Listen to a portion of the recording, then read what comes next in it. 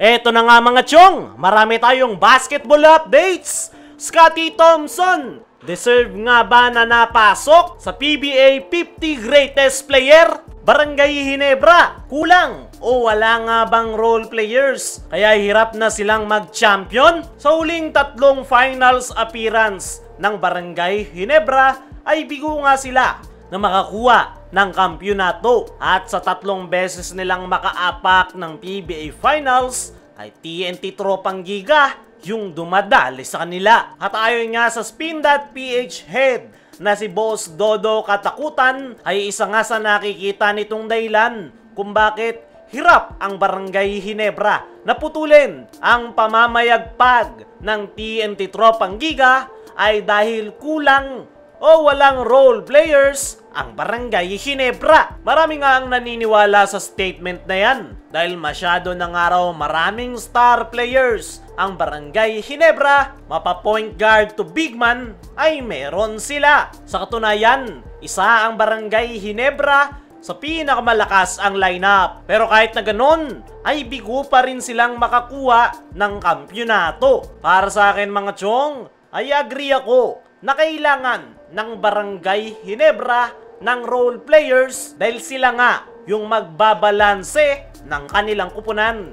Hindi nga po pwedeng puro star players lang yung kailangan nilang asahan. Importante pa rin talaga na mayroong role players na maaasahan. Actually, mayroong mga role players ang Barangay Ginebra na po pwedeng maging solusyon sa kanilang problema. Talagang hindi lang sila nabigyan ng playing time ni Coach Tim Cone. Unang-una na nga dyan, etong kanilang pesky defender na si Nards Pinto. Kung nabigyan lang ito ng playing time sa nakalipas na PBA Finals, ay po pwedeng pahirapan ni Nards Pinto si Rain ng Batak. At ngayong All-Filipino Conference, ay po pwedeng maasahan ni Coach Tim ang nasabing gwardya pagdating sa depensa. Isa pa nga sa role players na kailangang mabigyan ng playing time ay itong kanilang stretch forward na si Ralph Koo. Napakaganda nga ng nilalaro nitong si Ralph Koo na itong mga nakalipas na conference.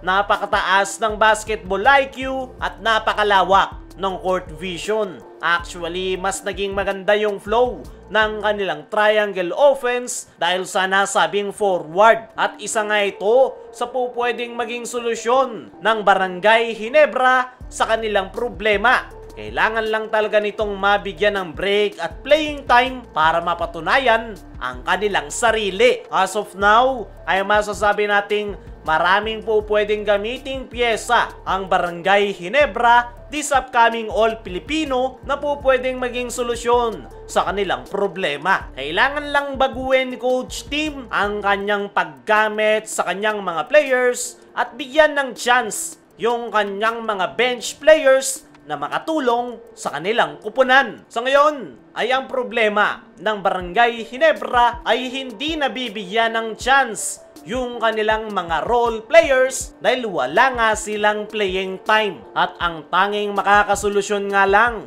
sa problema na yan ay mismong si Coach Tim Cone. Once nabigyan niya ng chance yung kanyang mga bench players, ay paniguradong hindi na nila yan po problemahin pa. Dumako naman tayo dito sa kabilang balita. Scottie Thompson, deserve nga ba na napasok sa PBA 50 Greatest Player? Kahapon nga mga chong ay nagulantang ang lahat sa anunsyo ng PBA na napasok sa top 50 greatest player of all time. Itong all-around guard ng Barangay Ginebra na si Scottie Thompson. At dahil dyan ay naglabasan na naman yung mga haters ng Ginebra, partikular na yung mga haters ni Scottie Thompson na hindi raw nito deserve na may pasok sa 50 greatest of all time dahil nakalusot lang daw ito na makakuha ng MVP dahil injured noon si Junmar Fajardo. Pero paano nga ba nakapasok si Scottie sa PBA Greatest Players? Unang-una nga sa mga naging requirements ay at least 1 MVP.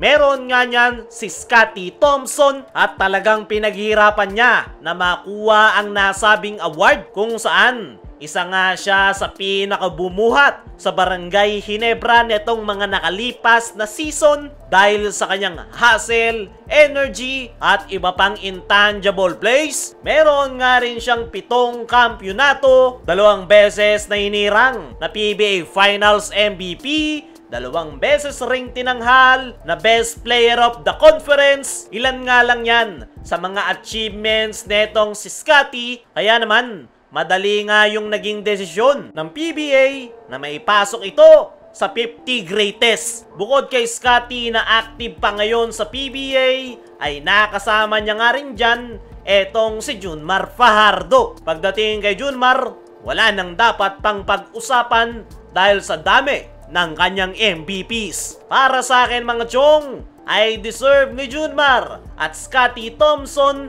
na naipasok sila sa PBA Greatest Player dahil sa laki ng kanilang naging impact, lalong-lalo na etong si Scottie Thompson. Si Scottie nga yung nagpatunay na hindi lang pang setup ng plays ang trabaho ng isang gwardya. At ilan lang yan sa impact na nagawa ni Scottie sa PBA. Kaya mga chong, ano ang masasabi nyo na napasok si Scottie sa PBA 50 Greatest of All Time? Ano rin yung masasabi nyo? Kulang o wala nga bang role players ang Barangay Ginebra? Comment mo lang dyan sa ibaba.